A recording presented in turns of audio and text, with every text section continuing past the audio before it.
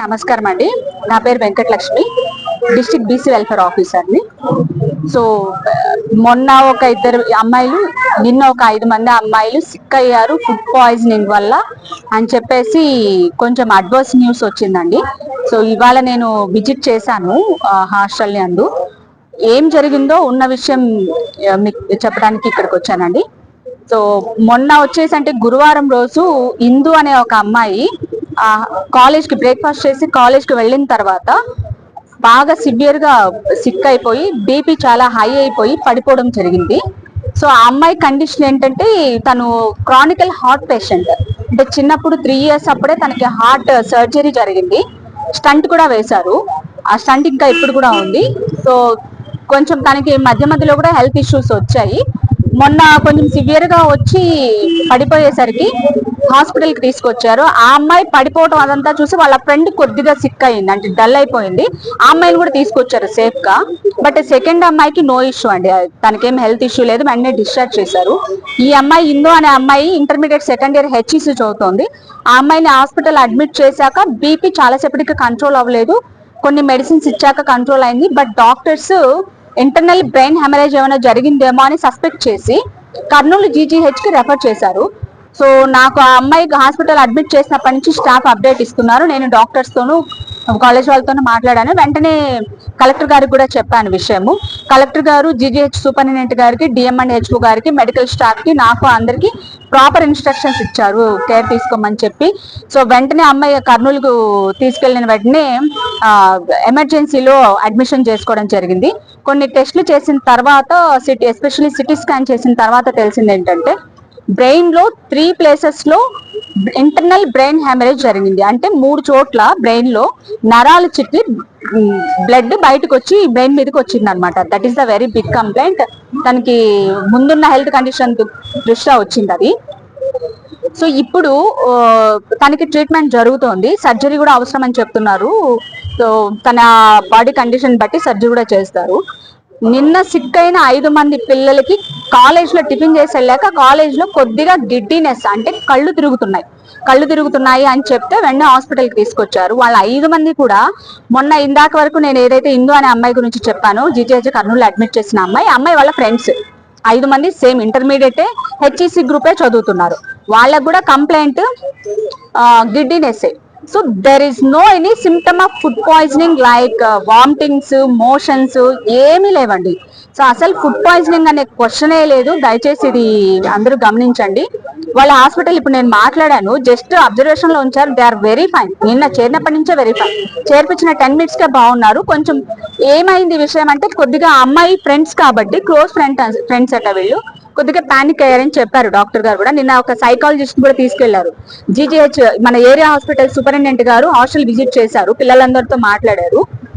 ఒక సైకాలజిస్ట్ కూడా తీసుకెళ్లి కౌన్సిలింగ్ ఇప్పించారు. That is so there is no any food poisoning ఇక్కడ.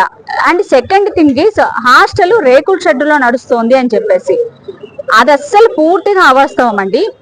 మా హాస్టల్ బిల్డింగ్ అనేది ఒక మంచి 3-4 పక్కా బిల్డింగ్ లో రన్ చేస్తున్నాము. అది కూడా rooms with attached toilets. Toilets బయట కూడా లేవు. అట్లీస్ట్ ఏ రూమ్ కి ఆ రూమ్ టాయిలెట్స్ అటాచ్డ్ గా ఉన్నాయి. పక్కా 3 floors బిల్డింగ్ లో రన్ చేస్తున్నాం.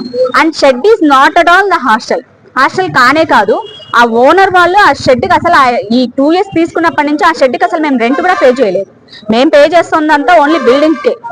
ఆ రేకుల షెడ్ ఆల్రెడీ ఉండింది కాబట్టి స్టడీ అవర్స్ కి వాడుకునే వాళ్ళం లాస్ట్ 2 years నుంచి. కాకపోతే లాస్ట్ ఇయర్ ఏమైందంటే ఆ షెడ్ పక్కన ఉన్న మట్టిలోంచి ఏదో చిన్న పురుగు వచ్చింది. కల్పన అనే అమ్మాయిని కుట్టింది. లాస్ట్ ఇయర్ జరిగిన విషయం. అమ్మాయి కొంచెం హాస్పిటలైజ్ అయింది ఇన్ఫెక్షన్ తో. అందుకోసం నేను ఓనర్ కి మిగతా మట్టి చోట కూడా బండలు చేయించమని చెప్పాను.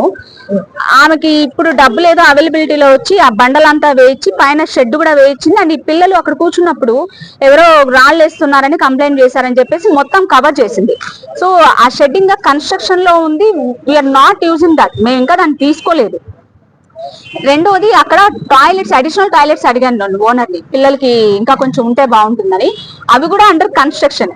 ఒక 3 days బ్యాక్ ఇప్పుడున్న పక్కా బిల్డింగ్ లో ఉన్న అటాచ్డ్ టాయిలెట్స్ కి డ్రైనేజ్ ఇష్యూ వస్తే టెంపరీగా అక్కడ ఇప్పుడు కడుతున్న షెడ్ పక్కన ఉన్న దాంట్లో టెంపరీ అరేంజ్మెంట్ జరిగింది ఒక 3 days బ్యాక్ అంతే. సో ఇప్పుడు వాడుతున్న టాయిలెట్స్ టిల్ టుడే అవే వాడుతున్నారు, రూమ్స్ లోనే వాడుతున్నారు. ఫైనలీ ఆ హాస్టల్ అనేది బిల్డింగ్ లో రన్ అవుతుందండి, రేకుల షెడ్ లో కాదు. రేకుల షెడ్ అనేది హాస్టలే కాదు, మేము దానికి రెంట్ కూడా ఇవ్వట్లేదు, ఫ్రీ ఆఫ్ కాస్ట్ పిల్లల్ని ఊరికే కూర్చోపెట్టుకోవడానికి యూజ్ చేస్తున్నాము. ఇప్పుడు ఆమె కొన్ని అండర్ కన్స్ట్రక్షన్ ఉంది, అది కనుక బాగుంటే కనుక మళ్ళీ ప్రపోజల్ తీసుకుందాం అనుకున్నాము.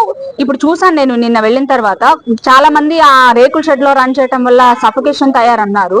అది ఇంకా కన్స్ట్రక్షన్ కంప్లీట్ అవ్వలేదు, ప్రాపర్ వెంటిలేషన్ చేయించలేదు, అండ్ కిచెన్ బాత్రూమ్ల దగ్గర జరుగుతోంది. ఇదంతా ఎవ్రీథింగ్ ఈజ్ ఫాల్స్ అండి, అంతా అవాస్తవమైన సమాచారం ఇది, దయచేసి గమనించండి. We are taking every care regarding the health and hygiene of the girls. ఇంకా ఇప్పుడు కూడా పొద్దున కూడా విజిట్ చేసి వచ్చినప్పుడు కూడా చెప్పాను. So will take every care అండి. ఇప్పుడున్న అడ్మిట్ అయిన పిల్లలు కూడా దే ఆర్ వెరీ ఫైన్, ఏ ప్రాబ్లం ఏం లేదండి. This is from my side. Thank you.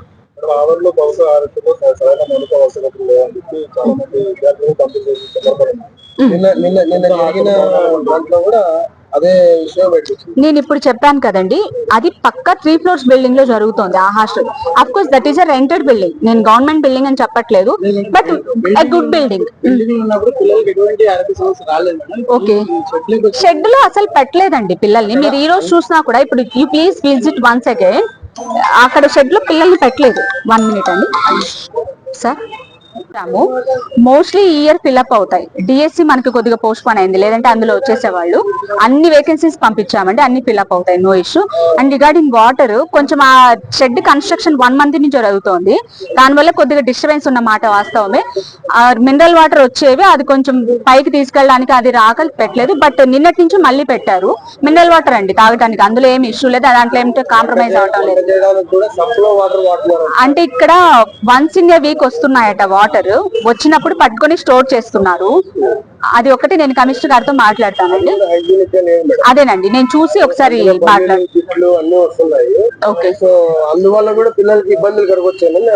Sure అండి, వాటర్ బాగాలేకపోతే ఆబ్వియస్లీ వస్తాయి. I will take care that also అండి. వెంకటలక్ష్మి అండి, డిస్ట్రిక్ట్ బీసీ వెల్ఫేర్ ఆఫీసర్.